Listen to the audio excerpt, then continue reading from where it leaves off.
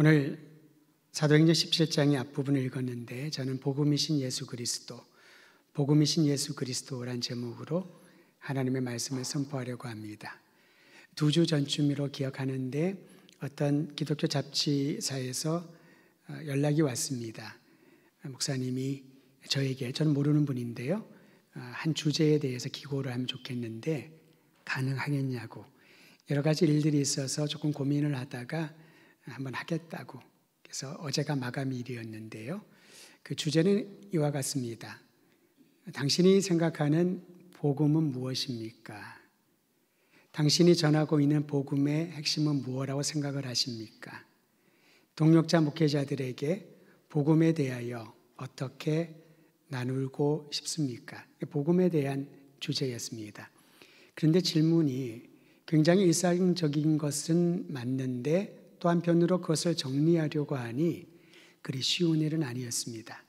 하지만 그 내용들을 정리하고 어제 보냈거든요. 그제 있군요. 보내고 난 다음에 제 마음에 복음이 도대체 무엇일까?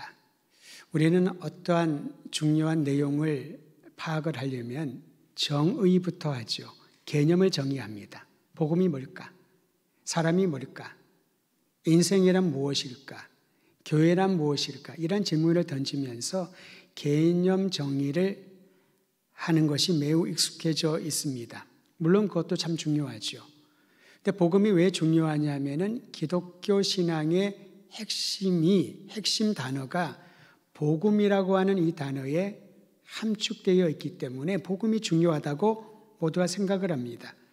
그래서 복음이란 이 단어에 대한 어원적 배경이나 개념을 파악하는 것도 복음 이해에 도움이 될 겁니다. 그런데 아무리 생각을 하더라도 이 단어에 대한 또 개념에 대해서만 우리가 관심을 쏟다 보면은 자칫 잘못하면 복음의 본래 의미를 개념의 틀 안에 가두어 놓을 수 있겠다라는 생각을 하게 됩니다.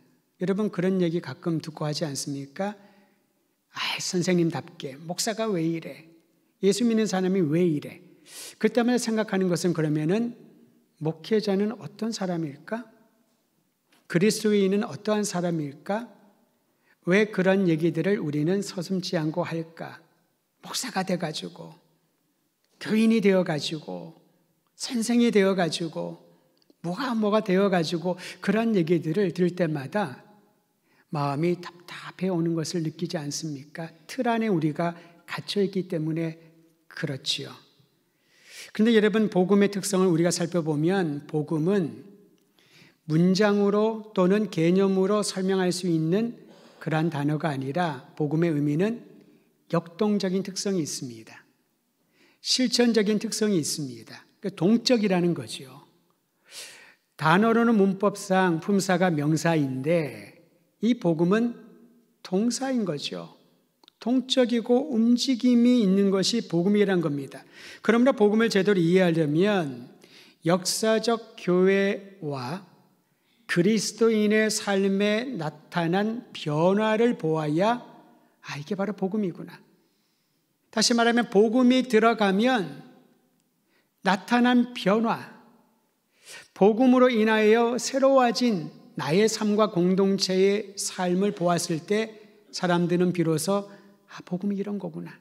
말로 정의하기는 어렵지만 몸으로 느끼고 알게 된다라는 겁니다. 즉 삶의 변화가 중요하다는 겁니다. 삶의 변화는 생명을 살리는 복음에 대한 올바른 이해와 복음이 지닌 능력을 가지게 되는 줄 믿으시기를 바랍니다. 그래서 복음이 참 중요한 것이죠. 예수님이 선포하신 복음은 이 한 문장에 담겨 있습니다. 한번 따라 하시겠습니까? 회개하라. 천국이 가까이 왔느니라. 예수님이 선포하신 복음의 내용입니다. 예수님은 공생애를 시작하시면서 회개하라, 천국이 가까이 왔다. 즉 죄에서 돌이킨 사람들에게 용서의 은총이 임할 것이다. 이게 복음이라는 거지요. 하나님이 통치하시는 천국, 하나님 나라가 바로 복음의 내용이라고 예수님은 가르쳐 주셨던 것입니다. 그러면 예수님의 제자였던 사도들은 예수님처럼 하나님 나라, 회개의 내용만 담아야 되는데, 그런데 여러분, 사도들은 의외로 예수님이 선포하신 하나님 나라를 교리적으로 체계화하는 작업에 갖지 않았습니다. 논리적으로 증명하기 위하여 힘을 쏟지도 않았습니다. 그럼 그들은 복음을 어떤 내용을 담아 선포했을까요? 오늘 말씀에 그 내용이 기록되어 있습니다. 17장 3절 말씀, 사도들이 선포하고 믿음으로 확신했던 내용 3절 같이 읽도록 합니다. 시작. 뜻을 풀어 그리스도가 해를 받고 죽은 자 가운데서 다시 살아나야 할 것을 증언하고 이르되 내가 너희에게 전하는 이 예수가 곧 그리스도라 하니. 여러분, 3주 동안 집중적으로 하나님의 말씀을 가르치는데 바울이 가르쳤던 이 말씀의 정점에는 바로 복음이 있었던 거지요. 해를 받으시고 죽으시고 다시 살아나신 예수가 그리스도이시다. 즉 사도들이 전하고 선포했던 복음의 내용은 바로 예수 그리스도라는 것이지요. 여러분, 그 이후로 교회가 생기지 않았습니까? 그러니까 교회가 전하고 교회가 붙들어야 될 복음의 내용은 무엇인가요? 그리스도의 십자가와 부활의 복음입니다. 복음이신 예수 그리스도를 우리의 주인으로 중심에 모시고 내 인생을, 교회를, 이 사회를 변혁시키는 동력이 바로 복음이신 예수 그리스도시다. 이것이 우리의 전하는 내용이요 삶의 모습이어야 된다는 겁니다. 영국의 신학자였던 마이클 그린이라고 하는 분이 계십니다. 몇 년 전에 돌아가셨는데요. 이분은 초기 교회의 복음 전도에 관한 중요한 자료들을 제시해 주었습니다. 그러니까 복음 전도에 대한 내용을 알고 초기 교회는 어떻게 예수님을 전했을까, 복음을 전했을까를 알기를 원한다면은 마이클 그린이 제시한 자료들은 굉장히 중요하고 의미가 있습니다. 그가 쓴 책에서 한 대목을 여러분에게 소개합니다. 인용하여 소개하는데요. 바로 그 내용을 보면 복음의 내용이 무엇인지, 복음이 무엇인지를 우리는 쉽게 느낄 수가 있습니다. 인용구입니다. 복음은 우리가 들을 수 있는 가장 좋은 소식이다. 살아계신 하나님이 우리 중 하나가 되실 만큼 우리를 아끼시고 엄청난 희생을 감수하시면서 이 세상의 악을 다루셨다. 우리를 새롭게 된 공동체의 일원이 되게 하고자 다시 살아나셨으며 우리가 세상을 떠난 다음에 그분의 집을 함께 쓰도록 우리를 초청하신다는 소식이 바로 복음이다. 여러분, 우리를 살리기 위하여, 새 생명을 주시기 위하여 십자가에 달려 죽으시고 부활하신 예수님, 그 십자가의 능력으로 이 세상의 모든 악을 다루시고 하나님의 선과 의를 보여주신 예수님, 이제 우리로 하여금 이 세상의 호흡을 마친 후에도 주님의 처소에 함께 거할 수 있도록 초청하시고 약속하신 주님의 이 말씀이 예수님이 바로 복음이시다라는 것입니다. 저는 우리는 이 사실을 분명히 확신하고 있어야 복음이 필요한 이들에게 그 복음이신 예수님을 전할 수 있지 않겠습니까? 교회의 조직과 프로그램을 전하는 게 아니라는 것입니다. 기독교의 역사가 얼마나 찬란한지 그것을 전하는 것이 아니라는 거지요.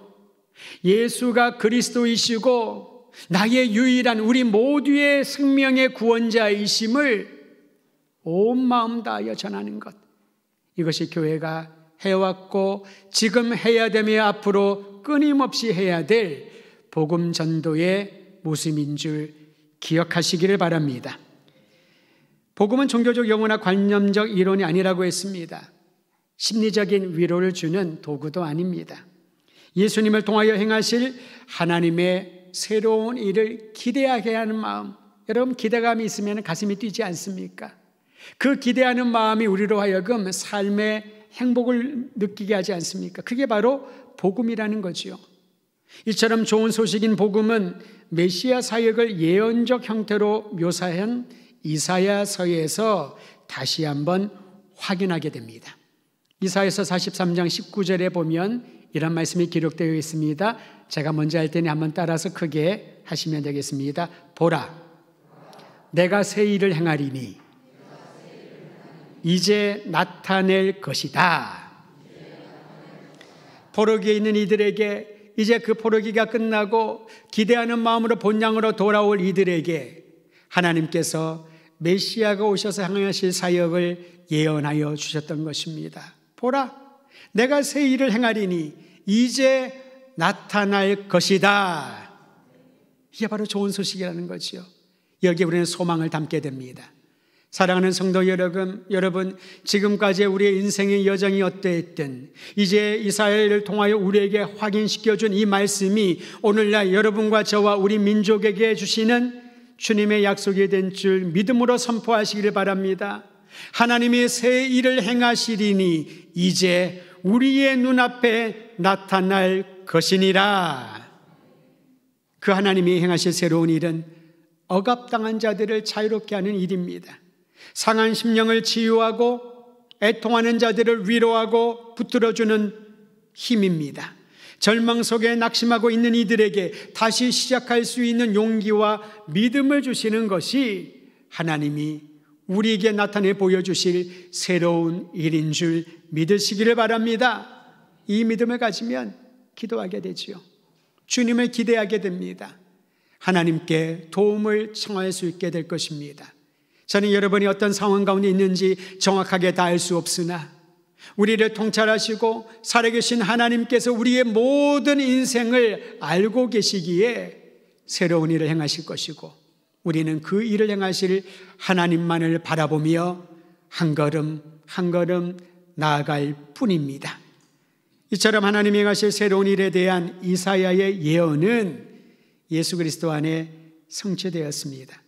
바울은 예수님 안에서 성취된 이 하나님의 놀라운 일을 이 말로 표현했습니다. 우리가 그리스도 안에 있으면 새로운 피조물이란 정체성을 얻게 된다라고요. 재창조된다는 겁니다. 이제 예전에 창조된 그리고 이 흉악한 세상에 물들어 있는 육신의 정욕을 탐닉하는 그런 인생이 아니라 그리스도 예수 안에 새로운 피조물, 새로운 꿈과 비전과 새로운 생명과 새로운 삶을 살아가는 그러한 피조물이 되었다라는 사실을 여러분 믿으시기를 바랍니다. 새로운 피조물이 된 사람에게는 어떤 현상이 일어나냐면요, 주인이 바뀝니다.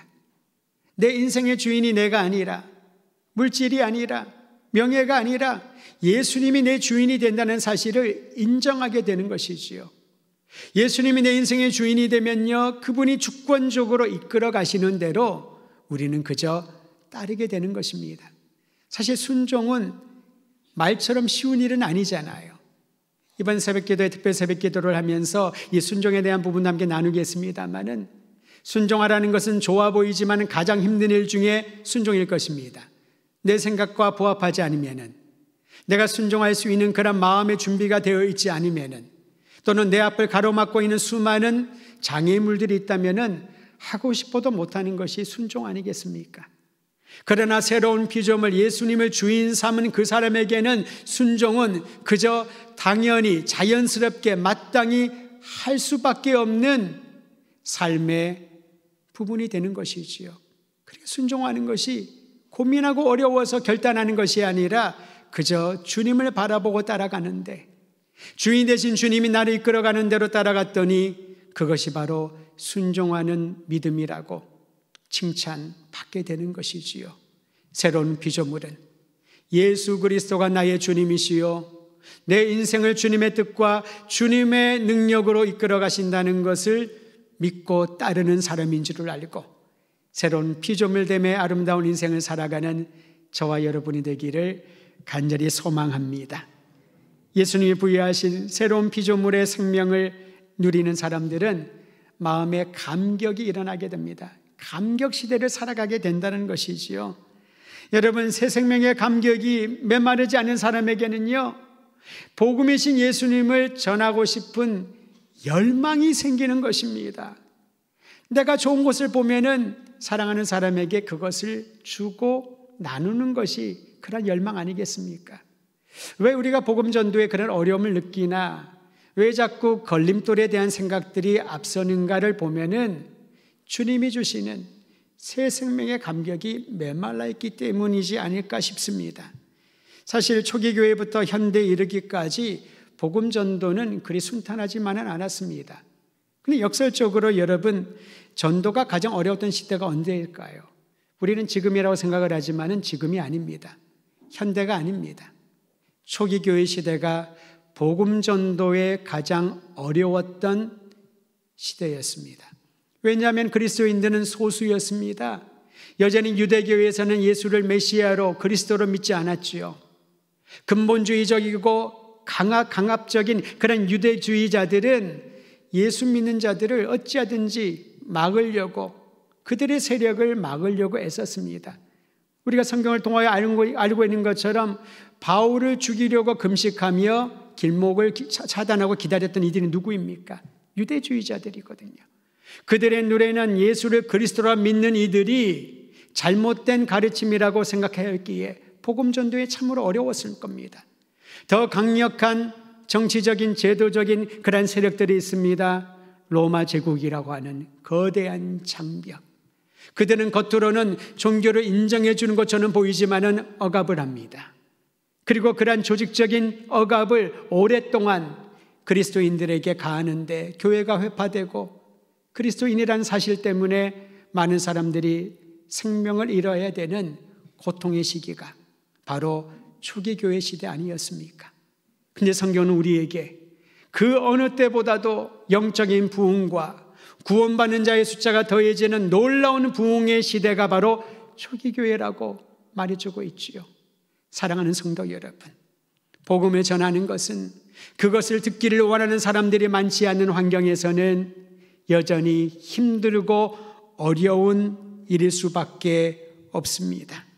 그럼에도 불구하고 그런 상황 가운데서 예수 그리스도만이 유일한 구원자이심을 믿고 그분이 주시는 감격으로 나아가는 이들은 우리의 온 힘을 다하여 복음의 증인으로 살아가게 된다는 것입니다. 그러면 복음의 증인으로 살아가게 하는 원동력이 무엇일까요? 그 믿음은 어디에서 나올까요? 사도 바울은 서신서를 통하여 우리에게 이렇게 가르쳐 줍니다. 이것도 한번 따라 하시지요. 그리스도의 사랑이 나를 강권하도다. 나를 위하여 죽으시고 나를 위하여 고난받으시고 나를 살리기 위하여 부활하신 예수님의 그 놀라운 사랑이 나를 강권하시는 거지요. 나와 아무 상관없는 사람들에게 복음을 전하기 위하여 생명을 바치고 인생을 바치는 사람들이 나옵니다. 나에게 고통과 괴로움과 어려움과 손해를 끼친 이들에게 예수의 복음으로 다시 돌이키고 새로운 인생을 살아갈 수 있도록 복음의 전도자로 내 마음에 동기를 부여하는 것이지요. 그리스도의 사랑이 나를 강권하지 않으면은 아무리 애쓰고 노력해도 예수의 복음을 전하는 일에 나서기는 어려울 것입니다. 우리 시대에는 여러분, 기독교 신앙 자체에 무관심한 사람들이 급속히 증가하고 있습니다. 하나님으로부터 멀어지는 사람들의 추세도 급증합니다. 그래서 위기라고 생각을 하고 염려합니다. 그런 통계를 자주 듣지 않습니까? 작년에 비해서 올해는 굉장히 많은 사람들이 교회를 떠났다. 기독교인들의 숫자가 급감하고 있다. 그런 통계를 들을 때마다 어떤 마음이 들던가요? 위기의식과 함께 위축당할 때가 많이 있습니다. 우리 시대에는 더 이상 부흥은 일어나지 않는가? 더 이상 복음 전도의 문은 닫혔는가? 그런 고민을 할 때가 참 많이 있지요. 근데 여러분, 자기 자신의 모습을 살펴보면 압니다. 내가 복음의 열정으로 그리스도의 사랑이 내 삶을 이끌고 있는가? 만약에 그렇다면은 바로 지금 이 순간 내가 있는 자리가 복음이신 예수님을 전하는 자리가 될 것입니다. 결코 낙담하거나 비관적인 생각에 머물러 있지 않기를 바랍니다. 연약한 나를 사용하여 주셔서 하나님의 영광스러운 복음을 증거할 수 있는 그러한 통로가 되기를 주의 이름으로 축원드립니다. 아무리 힘들고 어렵고 사방의 모든 대적들이 우겨쌈을 한다 할지라도 복음이신 예수님은 어제나 오늘이나 영원토록 동일하시기에 진리의 복음을 전하고자 하는 열정이 있는 모든 분들을 통하여 연소하나 연로하나 어떤 상황 가운데 있든지 여러분의 삶을 통하여 예수님의 사랑과 능력이, 생명이 증거될 줄 믿으시기를 바랍니다. 최근에 제가 가르쳤던 제자가 신대원을 가서 졸업을 하고 교회 사역을 하는 사람을 만나게 되었습니다. 지난 그저께였죠. 금요일 날 집이 대전인지라 와서 오랜만에 인사를 하겠다고 연락이 왔습니다. 만나서 이런저런 얘기를 하다가 신대원을 졸업을 했으니 어떻게 사역을 하고 있나, 서울의 한 교회에서 상당히 규모가 있는 교회에서 사역을 합니다. 준전임 사역을 한다고 그래요. 그래서 왜 준전임을 하냐, 신대원까지 다 훈련을 받았으니 전임 사역해도 괜찮을 텐데, 그랬더니 지금 자기가 하고 있는 다른 사역이 있대요. 그래서 선교단체에 들었는지 또 다른 사역을 계획하고 있는, 준비하고 있는지 물어봤더니 그게 아니라 신대원 졸업반 때 그가 어디를 가기 위해서 광장역이라고 있거든요. 장신대 바로 밑에. 그 역을 갔다고 합니다. 근데 그날 이단에 속한 사람들이 거기서 전도를 하는데 너무 열정적으로 하는 걸 보았다는 거예요. 근데 그런 마음이 들었답니다.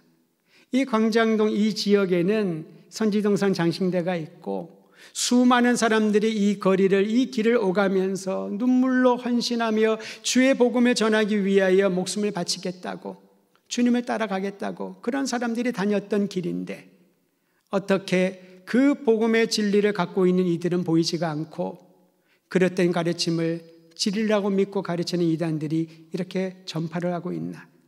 그때 그것이 기도의 제목이 되었다고 해요. 신대원 졸업반 때 이런 마음을 가지고 동료들과 후배들에게 나누었더니 그럼 우리 그냥 여기에 머물지 않고 전도하러 나가자고.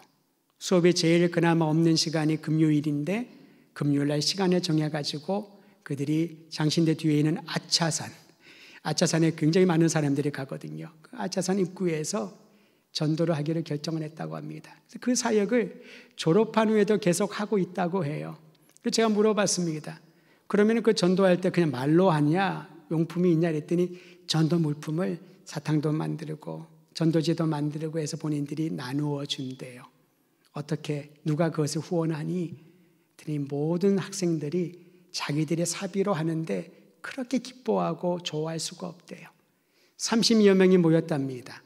물론 매주 금요일마다 참석하는 사람들은 작으면 4-5명, 많으면 8명, 10명이지만 그들이 시간이 될 때마다 돌아가면서 자원해서 와서 자기의 비용을 들여서 함께 학교에서 기도하고 아차산에서 1시간씩 전도를 한대요. 제가 물어봤습니다. 뭐라고 전도하냐고. 신학생들이니까 여러분 여러 가지 방법들에 대해서 훈련도 받고 익숙하지 않겠습니까? 논리적으로 우리가 믿는 복음에 대하여 변증하고 그것을 거부하는 사람들이 코가 납작할 정도로 논리적인 설명을 할 수 있지 않을까요? 근데 그들은 그런 방법을 택하지 않았다고 합니다. 뭐라고 얘기했냐면은 우리는 예수 믿는 청년입니다. 예수님이 나를 변화시켜 줬습니다. 예수님이 당신을 사랑합니다. 오늘도 행복하고 즐거운 하루 되세요. 건강하세요. 파이팅.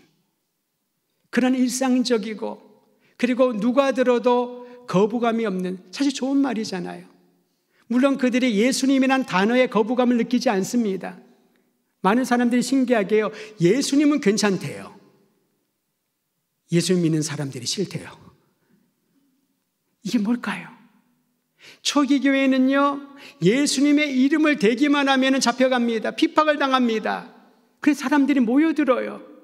예수를 믿고 난 다음에 변화된 그 사람을 보면서 자기의 모든 소유를 자기 것이라 주장하지 않고 필요한 사람들에게 나누어 주고 연약한 이들을 위하여 눈물 흘리고 기도하고 축복하는 그 예수 믿는 사람들을 보면서 예수를 믿는다고 하면은 핍박을 하는데 그 예수 믿는 사람들이 변화된 모습을 보니까 매료되는 것입니다. 그래서 모여들기 시작하고 부흥이 일어나는 거지요.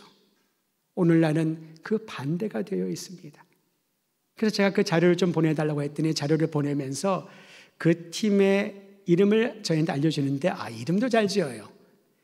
장걸음 전도라고 지었더군요. 장걸음. 그리고 옆에다 영어로 Small Step Good News. 스몰 스텝은 무엇입니까? 장걸음은 짧은 걸음이잖아요. 이렇게 해서 언제 복음이 전해지나, 이렇게 해서 언제 교회가 세워지나, 이렇게 해서 언제 기독교 신앙의 이 진리를 사람들에게 전하나 라고 생각할 수 있겠지만은, 장걸음 걷는 것처럼 이렇게 작은 나눔들이 일상 가운데서 꾸준히 이루어졌을 때에 그들에게는 확신이 있었던 거지요. 비전을 보게 된 겁니다. 하나님이 오늘 나에게 만난 이 사람, 어떤 루트를, 어떤 방법과 어떤 길을 통해서라도 하나님의 자녀임을, 예수가 복음임을 믿게 될 것이라고 하는 그 확신이 있기 때문에 장걸음을 하면서도 행복한 거지요.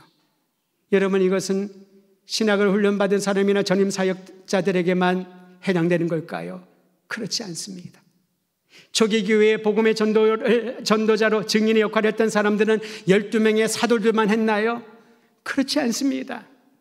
모든 그리스도인하고 일컬어지는 이들이 나를 살려주시고 내 생명의 영원한 소망이 되신 예수님을 삶의 현장에서 꾸준히 전했더니 박해가 찾아와도 그 복음의 불길을 막지 못하고 하나님의 영광을 보게 된 줄 믿으시기를 바랍니다. 오늘날 우리에게 주는 도전이 있습니다.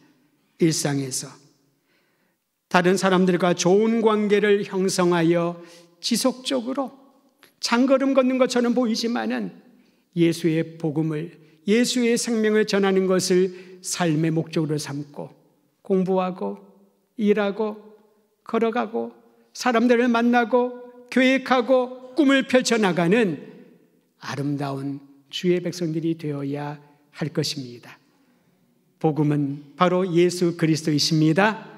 그분 안에 영원한 생명, 새로운 인생이 펼쳐질 줄을 알고 날마다 기쁨과 감격과 감사가 넘치는 주의 종들 되시기를 우리 주의 이름으로 축원드립니다.